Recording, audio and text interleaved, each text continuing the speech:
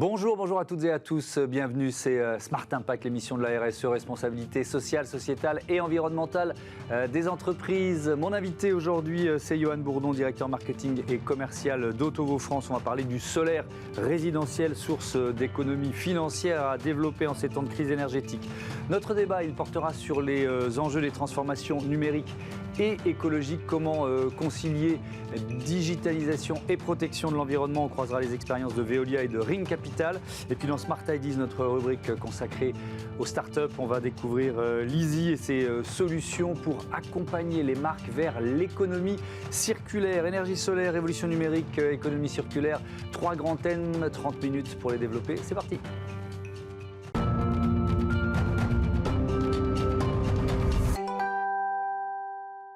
Bonjour Johan Bourdon, bienvenue. Bonjour, merci de m'accueillir. Vous êtes donc le directeur marketing et commercial d'Otovo France. C'est un leader européen du solaire résidentiel. Quand on dit le solaire résidentiel, c'est uniquement les maisons individuelles, ça concerne aussi les appartements, les bailleurs. C'est quoi le solaire résidentiel ? Alors en effet, donc Otovo est le leader du solaire résidentiel en Europe. On parle ici de photovoltaïque résidentiel, donc de panneaux solaires photovoltaïques qu'on met sur le toit des maisons individuelles. D'accord. C'est c'est le choix qu'on a fait Otovo, c'est de se concentrer sur ce marché qui est énorme et sur lequel tout reste à faire encore, notamment en France. Alors justement, la France, elle est plutôt en retard au niveau européen. Le marché français, c'est entre 15 et 20 millions de maisons individuelles, 2% des maisons équipées contre 25% aux Pays-Bas. Il y a 300 000 installations aux Pays-Bas contre 100 000 installations en France. Les Pays-Bas, c'est le pays le plus avancé, alors que ma première réaction, c'est de me dire que c'est un pays du nord de l'Europe. Donc cette comparaison, elle n'est pas là par hasard ? Non, vous avez un très bon point là. En effet, les pays les plus avancés en Europe sont l'Allemagne et les Pays-Bas. Pourtant, ce ne sont pas les premiers pays auxquels on pense quand on pense au solaire photovoltaïque. D'ailleurs, il y a un certain nombre d'Allemands qui viennent en France passer leurs vacances d'été, donc comme quoi on est quand même bien loti en termes d'ensoleillement en France. Et c'est surtout quelque chose qui nous montre que le solaire photovoltaïque, ça fonctionne partout. Voilà. Otovo, nous, notre mission, c'est de démocratiser le solaire. On le fait via 3 piliers, des choses qui sont indispensables aujourd'hui pour aider au développement de la filière. Le premier, c'est la simplicité. Personne ne va y aller si c'est quelque chose qui n'est pas simple à être mis en place. Avec la plateforme Otovo, en 3 clics, vous avez une estimation de combien ça va vous coûter, des économies que vous avez réalisées, vous allez tout pouvoir faire en ligne. On s'occupe des démarches administratives de A à Z pour les clients. C'est un point qui est extrêmement important. En plus de la simplicité, il y a une partie qualité qui est indéniable également. On fait le tri de la qualité du matériel, on fait le tri de la qualité des installateurs pour proposer uniquement des installateurs de confiance qui viendront installer les panneaux sur vos toits. Et le dernier point, qui est aussi indispensable pour le développement de cette filière, c'est la partie financière. C'est la possibilité de faire des économies qui sont quand même significative pour les ménages, donc de l'ordre de 30 à 50% d'économie sur sa facture d'électricité en fonction d'où est-ce qu'on se trouve en France et du nombre de panneaux qu'on installe sur son toit. Alors vous publiez les résultats du Solar Index. Alors c'est quoi le Solar Index et quelles sont les leçons de ce Solar Index ? Alors le Solar Index, c'est une étude qu'on a réalisée sur toute la France. En fait, on est allé voir le montant, les productions et le montant des économies que les particuliers allaient pouvoir faire sur une installation de 4,5 kW crête. Pour vous expliquer, grosso modo, ça correspond à une douzaine de panneaux solaires sur votre toiture. C'est la moyenne de ce qu'on a, des puissances qu'on a vendues l'année dernière chez Otovo France, par exemple. Et on a regardé le montant d'économie qu'on réalise quand on est dans le sud-est de la France ou quand on est en Alsace ou en Bretagne. Et donc, ce qu'on s'aperçoit, alors ce qu'on connaissait nous déjà, mais justement ce qu'on souhaite communiquer pour que les gens se fassent des idées, c'est qu'en fait, même si vous faites dès la première année 1500, 1800 d'euros d'économies sur votre facture, quand vous êtes par exemple dans le sud-est, ces économies sont quand même au-dessus de 1000 euros par an et dès la première année, même quand vous êtes en Bretagne ou dans l'est de la France en fait. Et ça, il y a une méconnaissance générale il y a beaucoup de Français qui se disent c'est pas pour nous, c'est ça ? Il y a beaucoup de Français qui se disent que c'était pas pour nous. Nous, il y a quelques années, on avait réalisé une étude auprès d'un certain nombre de Français et plus d'un quart d'entre eux, en fait, pensaient que le solaire était rentable que dans le sud de la France. Alors qu'en fait, finalement, même quand vous êtes dans le nord de la France, vous réalisez sur 30 ans plus de 30 000 euros d'économie sur votre facture. Grâce à ce système d'autoconsommation, je peux peut-être rappeler rapidement le fonctionnement. Vous avez des panneaux photovoltaïques sur votre toit qui captent la lumière. Ils transforment cette lumière en électricité et vous utilisez cette électricité produite, vous, dans le cadre de votre consommation la journée quand vous n'en avez pas besoin. Directement dans la maison, c'est-à-dire que ça ne part pas dans le réseau. Alors justement, et c'est ça qui est génial avec ce système d'autoconsommation, c'est que ce dont vous avez besoin à un moment T et qui est produit par vos panneaux, vous l'utilisez. C'est ces 30 à 50% d'autoconsommation dont on parle. Et le reste dont vous n'avez pas besoin parce que vous n'êtes pas là ou vous ne faites rien fonctionner en termes d'appareil électrique, vous allez pouvoir le revendre au réseau. Vous revendez ce surplus à EDF Aura qui vous l'achète. Ce qui vous permet d'ajouter en plus des économies sur ce que vous faites déjà sur votre facture. On sait qu'à partir de ce 1er février, les prix de l'électricité pouvaient augmenter de 15%. Alors, est-ce que ça vaut aussi pour l'électricité qu'on vend en autoconsommation, c'est-à-dire l'électricité supplémentaire?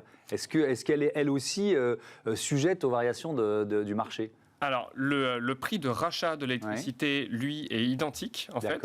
EDF OA s'engage sur un montant, il est à 10 centimes le kilowattheure, s'engage sur un montant sur 20 ans. Donc, vous êtes sûr qu'EDF vous achètera ce kilowattheure à ce prix-là pendant les 20 prochaines années. Mais ce qui est le plus intéressant en termes d'économie, c'est ce que vous allez gagner sur votre facture. Et vous faites très bien de le dire, c'est 15% d'augmentation qu'on a vu là en février, même 18% sur le tarif de base d'EDF. Ces 15% ramenés sur 30 ans vont nous amener à un prix d'électricité dans 30 ans qui sera conséquent. L'idée, c'est de se dire, avec des panneaux solaires que vous rentabilisez en une dizaine d'années, vous allez pouvoir bénéficier de 10, 20 ans d'électricité complètement gratuite, à un moment où elle vaudra encore plus cher qu'aujourd'hui. Quels sont les freins? Alors là, on a parlé de la méconnaissance, on va dire, de l'efficacité du solaire résidentiel aujourd'hui, mais quels sont les freins? Est-ce qu'il y a des freins réglementaires, par exemple? Il n'y a pas de vrai frein réglementaire. On va dire que le vrai frein va être dans le manque de simplicité. Et en fait, c'est là-dessus que le modèle Otovo s'est construit.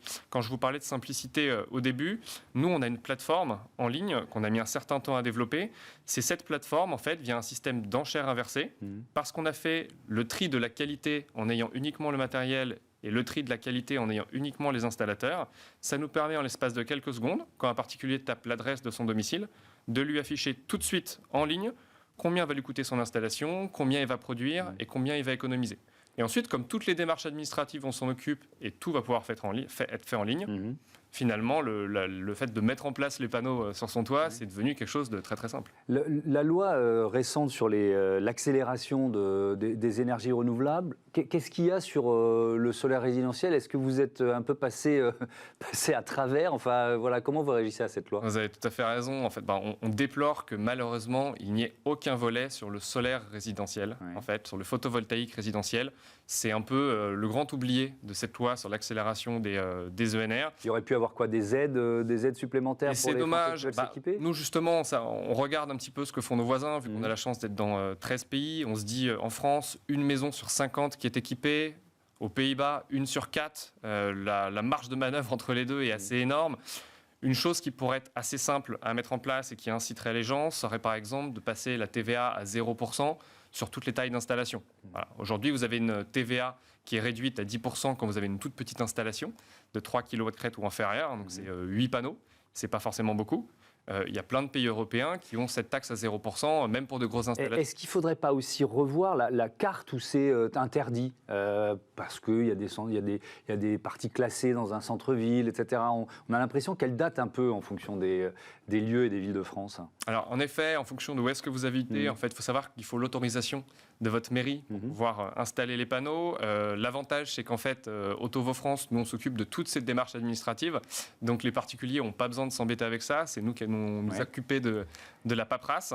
Mais cette carte, elle est trop ancienne. Elle mériterait d'être réaménagée. Probablement, mais c'est plutôt l'ensemble des démarches administratives en fait, qui peuvent paraître compliquées aux gens aujourd'hui. Et c'est pour ça que c'est un frein qu'on essaie, nous, de soulever. Mais c'est l'ensemble de ces démarches administratives qui peuvent faire peur aux gens qui s'y connaissent pas trop et qui peuvent avoir l'impression que ça va leur prendre du temps à eux, alors qu'en fait, c'est pas aussi compliqué que ça, surtout quand il y a des sociétés qui peuvent le faire. Alors, on l'a peut-être évoqué, mais il y a des aides quand on décide de s'équiper en solaire résidentiel? Oui, il y a des aides qui vont dépendre de la puissance de l'installation solaire que vous allez mettre, donc du nombre de panneaux qu'il y aura sur votre toit. Ces aides sont entre 1 200 et 3 000 euros en fonction de la taille de l'installation. Donc elle ne rembourse jamais totalement votre aide. Donc vous voyez, sur une installation à une dizaine de milliers d'euros, vous avez donc 1 200 à 3 000 euros qui vont vous être versés. C'est une aide qui est versée en 5 fois, tous les ans. à la date d'anniversaire du contrat.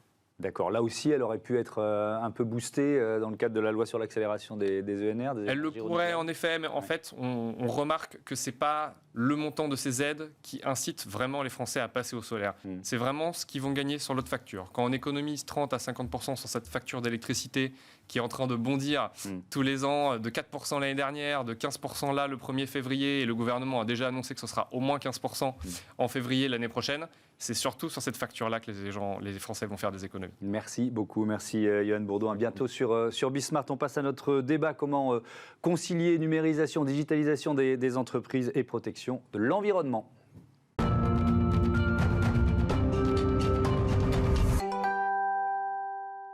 Le débat de ce Smart Impact, et je vous présente tout de suite mes invités. Didier Bove, bonjour, bienvenue. Vous êtes responsable Digital Business et Technologie chez Veolia. Nicolas Sellier, bonjour. Bienvenue à vous aussi, cofondateur de Ring Capital.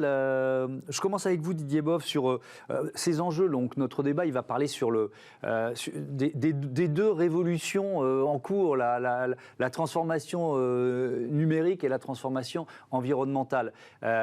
C'est intéressant parce que le numérique peut être un levier de la transformation environnementale, mais on se rend compte de plus en plus que c'est aussi un facteur de consommation énergétique importante. Comment vous voyez cet enjeu de concilier les deux ? Oui. Alors, tout d'abord, je pense qu'il faut avoir une vision assez claire et finalement assez systémique de ce que ça veut dire l'impact du numérique, du digital sur notre monde aujourd'hui. Et en fait, on voit qu'on a deux macro-catégories. On a la partie ressources, la partie matérielle, et puis la partie, les GES, les gaz à effet de serre. Donc le numérique, il est à peu près accepté que ça représente 4 à 5% des émissions de gaz à effet de serre. Si on va un petit peu plus loin, ce qui est intéressant, c'est que là-dedans, environ 3/4 de ces émissions sont liées à la fabrication. Les objets. Exactement. Et donc, cette partie ressources aujourd'hui devient primordiale. Et donc, ça fait le lien avec ce que je disais, cette partie impact au niveau du métal. Vous savez, ben voilà, je pense que comme vous, moi je l'ai rangé là-bas, mais voilà. oui. On en a tous un et on s'en sert beaucoup. Ce petit bijou technologique de 200 grammes environ nécessite presque 70 kilos de minerais qui vont être extraits, qui vont être broyés, qui vont être fondus, raffinés, etc., etc. Et donc sur le petit 1,5 milliard de smartphones qui ont été vendus l'année dernière, ça représente plus de 100 millions de tonnes de minerais. Donc aujourd'hui, on a cette partie ressources, cette partie gaz à effet de serre, et puis donc le cycle de vie final. Donc avec le recyclage, aujourd'hui, on ne recycle que 15% des smartphones en l'occurrence. Donc on voit bien l'impact qui peut être pris sur tout le cycle de vie de ce genre d'équipement. Donc l'objectif, c'est de prolonger le plus possible ce cycle de vie. C'est vraiment l'un des leviers de décarbonation de la numérisation, si on peut dire. Et justement, en tant qu'acteur du numérique et du digital chez Veolia, on va dire que c'est une double responsabilité pour moi que de prendre en compte cette charge-là. Et donc, Veolia a cette particularité d'avoir émis sa raison d'être très tôt. Et nous nous sommes inscrits très rapidement dans cette ambition. Et ça voulait dire se poser les questions de dire, OK, on fait de l'informatique, c'est super, mais on peut s'occuper de l'environnement aussi. On doit supporter cette ambition de Veolia. Et donc, on a commencé à regarder justement comment est-ce qu'on participait à ça. Donc déjà, on commence par un bilan, quoi. Exactement. Le bilan, c'est finalement, nous, c'est que 0,1% des émissions de CO2 chez Veolia. On pourrait dire, c'est pas grave, c'est pas notre problème. Et en fait, si, ça peut l'être. Ça peut l'être au travers de l'alignement et de l'exemplarité. L'alignement, c'est ce combat, on le fait nôtre. Et donc, on est allé étudier nos activités au quotidien et on a sorti le top 3. Le top 3, ça concerne 90% de nos émissions. C'est premièrement le transport, transport international en particulier. Deuxièmement, les mètres carrés de bureaux. Donc, on a des efforts aussi là-dessus. Et troisièmement, les équipements. Très rapidement, on a fait un plan de 2019 à 2023. On arrive à réduire de 50% de nos émissions par rapport aux activités centrales de l'informatique du digital chez Veolia. On a réduit de 50% nos vols internationaux, tout simplement. L'effet bénéfique du Covid aussi, qui nous a montré que c'était possible. Deuxième sujet sur la partie environnement bureau. Donc là aussi, mise en place du télétravail, optimisation des espaces, collaboration. Et le troisième axe, c'est les équipements, où là, évidemment, il faut prolonger la durée de vie des équipements. On arrive à partager des équipements, ce qui fait qu'on atteint cette cible de 50%. Nicolas Sellier, peut-être une petite présentation rapide de Ring Capital pour commencer, et puis ensuite on va aborder les enjeux et les leviers que vous pouvez activer avec votre activité. Ok, ouais. Ring, c'est un fonds pure player dans l'impact. Ouais. Donc ce qu'on fait, c'est on finance, on accompagne les entrepreneurs qui construisent des solutions à des problèmes environnementaux ou sociaux, et qui cherchent le meilleur alignement entre l'impact qu'ils ont et la performance économique pour qu'un euro de chiffre d'affaires soit X centimes d'impact et qu'un centime d'impact soit X centimes de chiffre d'affaires et de revenus. Donc ça veut dire que les entreprises que vous choisissez, que vous accompagnez, selon quels critères vous les choisissez ? Il y a les critères financiers et puis il y a tout ce qu'on appelle l'extra-financier. C'est-à-dire, est-ce que c'est une entreprise qui va avoir un impact positif, c'est ça ? Nous, on finance des entrepreneurs qui se lèvent le matin avec comme moteur de résoudre un problème social et environnemental. Ouais. Et pour qui la meilleure façon d'y accéder, d'y arriver, c'est d'avoir une entreprise qui répond à ce problème et qui a une bonne croissance. Ça peut être des entreprises comme Castelli qui fait qui vend des fontaines à eau. Dès qu'une fontaine est vendue, c'est 600 bouteilles en plastique qui sont évitées. C'est une société comme Vestac, c'est des gens qui se sont dit il y a un problème. Le bâtiment, la construction bâtiment doit être bas carbone. Le problème, c'est dans le logement entrée de gamme, il n'y a pas d'équation économique. Le surcoût de fabrication bas carbone de 15 à 20% ne le rend pas jouable. Et donc, ils ont repensé la chaîne de valeur pour faire du bas carbone conçu informatiquement et fabriqué en kit et par module dans leurs usines et assemblé, envoyé sur des camions, et les immeubles sont assemblés en quelques jours. Donc, c'est repenser l'ensemble de la chaîne de valeur pour avoir un impact au cœur de l'activité, mais innover dans le business model aussi pour trouver une façon d'avoir une profitabilité, une rentabilité, une croissance économique de façon à être indépendant. Et ces enjeux, cette transformation numérique, au départ, ça nous semblait immatériel. Donc on ne s'est pas posé la question de l'impact environnemental du numérique. Ça fait combien d'années que c'est devenu un enjeu ? Et est-ce qu'il y a beaucoup d'entreprises qui se créent justement dans cet esprit-là, avec cette volonté-là ?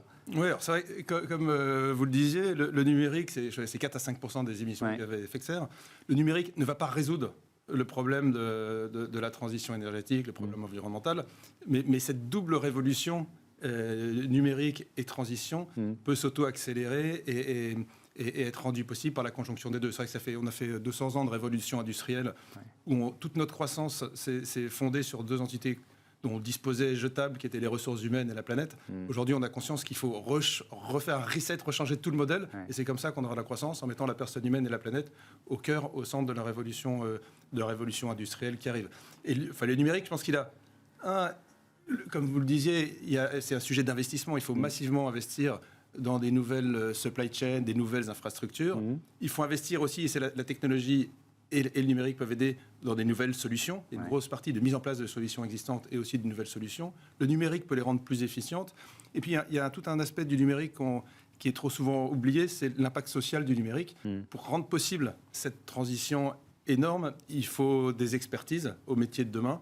Et le numérique qui est très accessible en coût, qui permet de former des gens éloignés des territoires, des gens qui ont des handicaps, est un formidable outil pour aider à cette formation des nouveaux talents de demain, tout en permettant de réduire pas mal la fracture sociale. Didier Bove, il y a cette notion de juste tech. Qu'est-ce que vous mettez derrière ces mots ?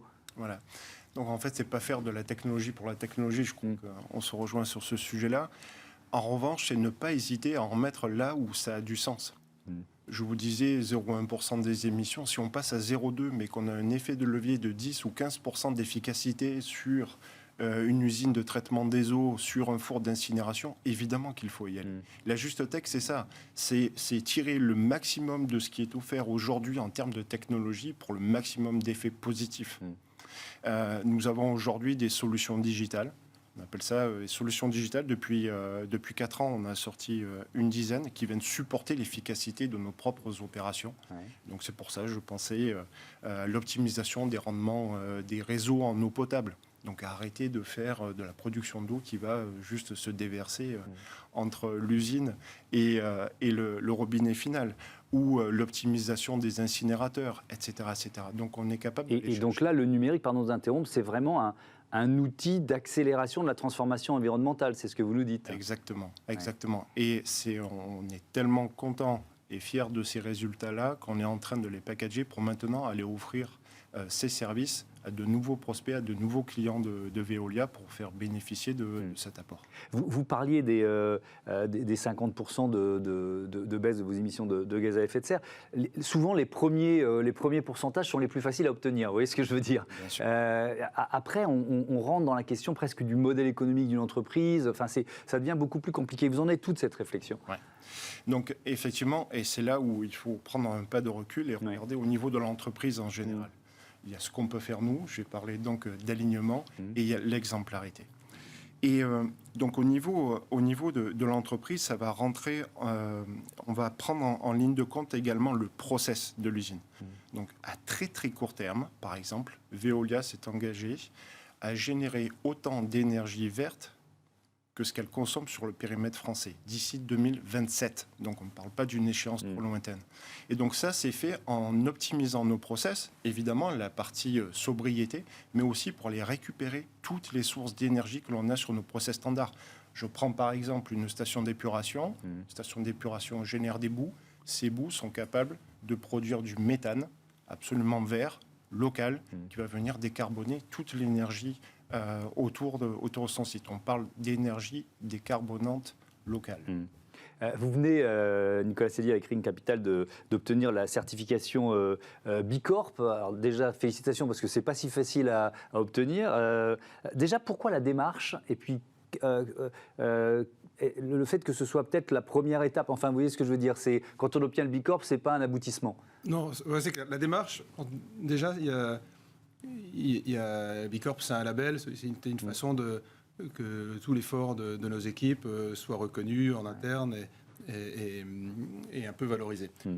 Ensuite, surtout, Bicorp, c'est des axes de progression qui permettent de mesurer son impact, mais qui donnent aussi des axes de progression sur un nombre très, très nombreux de critères qui nous permet d'avoir une direction et de continuer à progresser sur des sujets. Donc vous avez identifié les critères sur lesquels il y a la marge de progression la plus importante. Ça rejoint un peu la question que je posais tout à l'heure sur les premiers pourcentages, entre guillemets, faciles à obtenir, quoi. Oui, notre progression, elle est beaucoup sur l'accompagnement, l'impact qu'on peut avoir déjà à travers les sociétés de notre portefeuille. Bien sûr.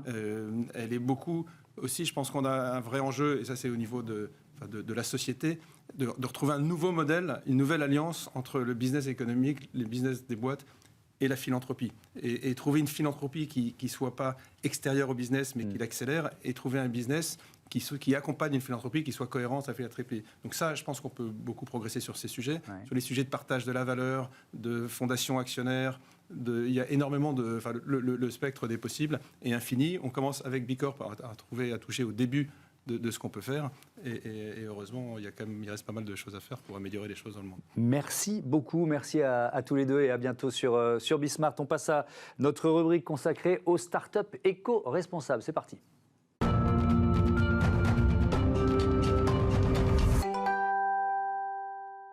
L'invité de ce Smart Ideas, c'est Anna Balès. Bonjour, bienvenue. Vous êtes la cofondatrice de Leasy, créée en 2019 avec Timothée Emery. C'est quoi l'idée de départ ? Pourquoi vous l'avez créée ? Alors j'ai créé Leasy parce que je pense que c'est venu le temps que les marques et les distributeurs prennent le sujet d'économie circulaire à bras-le-corps. Et donc nous, on a créé le logiciel industriel qui va les supporter et les aider à faire ça. Donc l'économie circulaire, c'est la location, la seconde main et le rachat-revente. Et donc, il y a besoin derrière, vous imaginez, d'un écosystème assez complexe de logisticiens, de transporteurs qui gèrent tout ça. Donc, c'est vraiment à destination du retail, de la distribution, de la grande distribution. Qui ont été vos premiers clients, tiens ? Alors, on a un premier client iconique qui est Decathlon. Oui. Avec qui on a beaucoup appris sur ce qu'était le retail. Hein. C'est quand même... ils savent faire. Ah, ils savent faire. Ils savent faire à grande échelle. Oui. Et en fait, pour la petite histoire, voilà, on a vraiment commencé à rouber dans un petit entrepôt avec des fuites dans le toit, avec 50 produits de chez Forclaz, oui, qui est leur marque de trek, pour arriver à plusieurs dizaines, milliers de produits dans leur propre entrepôt, dans le sud de la France. Voilà, donc on a vraiment grandi avec eux. Mais alors, quel service vous proposez ? Si je suis retailer, je me dis, ah bah oui, tiens, je veux rajouter de l'économie circulaire, mettre de l'économie circulaire dans mon offre. C'est quoi ? C'est un logiciel ? Quel service vous proposez ? Alors nous, on est vraiment structuré comme un logiciel, on est un SaaS. Ouais. Et notre particularité, c'est qu'on leur permet de commencer à aller vers l'économie circulaire très facilement avec un front, donc un site web pour que vous puissiez louer une tente ou une robe. Puis surtout notre cœur du sujet, c'est la logistique, parce que c'est très complexe. Et donc on les onboard sur le front et la logistique. Puis plus ils grandissent, plus l'outil, le logiciel devient grand sur la logistique et on va s'installer chez eux. Voilà. Petit bateau, par exemple, notre logiciel est installé dans leurs propres entrepôts et donc ils gèrent tout ça en interne et c'est vraiment notre objectif chez Leasy. Est-ce que c'est quand même presque contre-intuitif? C'est-à-dire pour une marque de retail, intégrer l'économie circulaire, potentiellement c'est vendre moins de produits neufs, c'est quand même ça l'objectif. Donc quels sont les bons arguments pour les convaincre? Alors, il faut savoir, là, aujourd'hui, les marques et les distributeurs sont dans un changement structurel très très fort. Je ne vais pas vous faire la liste, on l'entend toute la journée aux infos. Mais donc voilà, il y a un sujet de pouvoir d'achat qu'on entend quand même très très fort. Et donc aussi de demande consommateur, d'aller vers autre chose. Alors la seconde main fait son boom, mais la location aussi a de bons avenirs. Donc on est vraiment sur un alignement entre la demande et l'offre. Et donc les distributeurs vont proposer autre chose à leurs consommateurs. Ils vont dépenser leur argent différemment. Ouais, mais c'est toucher d'autres consommateurs aussi. Alors, c'est une jeune génération quand même qui a une autre façon de consommer, mais c'est aussi transformer des gens sur d'autres modèles. Le nombre de gens de la génération X qui me disent « Ah, moi, en 2-3 ans, j'ai complètement changé ma façon de consommer et je cherche d'abord la seconde main avant le neuf ». Voilà, ça s'est fait en très peu de temps. Je ne sais pas si vous achetez seconde main, oui, bien sûr. Mais voilà, je crois qu'on est sur un changement structurel et c'est hyper intéressant. Oui, on parlait du numérique juste avant. Mon ordinateur, c'est un ordinateur de seconde main et je pense que voilà, on est de plus en plus nombreux à partir dans cette démarche-là. Ça pose la question justement de la remise en état. C'est-à-dire que les entreprises de retail, elles ne sont pas forcément outillées pour remettre en état un produit avant de le reproposer. Donc là aussi, votre logiciel les accompagne? Oui, et c'est d'ailleurs le cœur de notre logiciel. Vraiment, le cœur, c'est tout un process de remise en état. Et donc, en fait, même vous, si demain vous voulez travailler dans un entrepôt, notre idée, c'est que avec notre logiciel, vous allez pouvoir remettre en état à peu près n'importe quoi. Il y a des tutos en quelque sorte? Oui, voilà, c'est des tutos. Donc, vous bipez un produit et puis vous avez toute la chaîne. C'est chronométré, évidemment. On vous dit ce que vous devez faire en vidéo, en image. Et l'idée, c'est de rendre ça vraiment très accessible et à large échelle pour qu'évidemment des intérimaires puissent faire ce travail. Voilà. Dernier mot sur les perspectives de croissance de Leasy. Vous avez déjà convaincu beaucoup de clients. Il y en a encore des centaines, des milliers d'autres, c'est ça? Oui, le retail, c'est un très très grand marché. On vient de closer notre série A, donc on est en train de se structurer. Et voilà, aujourd'hui on est en Europe. Il y a évidemment, le monde est vaste. Et comme on vend un logiciel, on n'a pas de limite. Et voilà, c'est génial. Très bonne nouvelle. Merci beaucoup, Anna Vallès, et bon vent à Leasy. Voilà, c'est la fin de ce numéro de Smart Impact. Merci à toutes et à tous de votre fidélité à cette émission et à Bismart, la chaîne des audacieuses et des audacieux. Salut.